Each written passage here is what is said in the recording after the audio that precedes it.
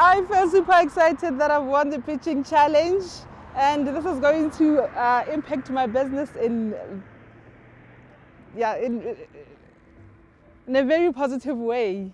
I'm super excited. It's going to help me grow my business because I will be able to employ more people, give more young people opportunities to grow as well.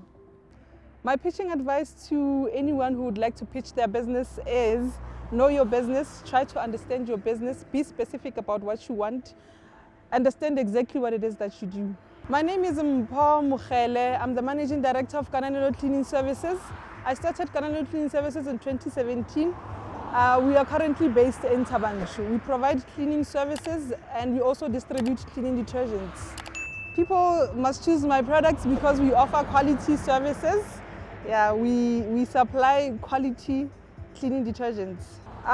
People can find us on Facebook, it's Kananelo Cleaning Services, Twitter, Kananelo Cleaning Services, Instagram, Kananelo Cleaning Services as well.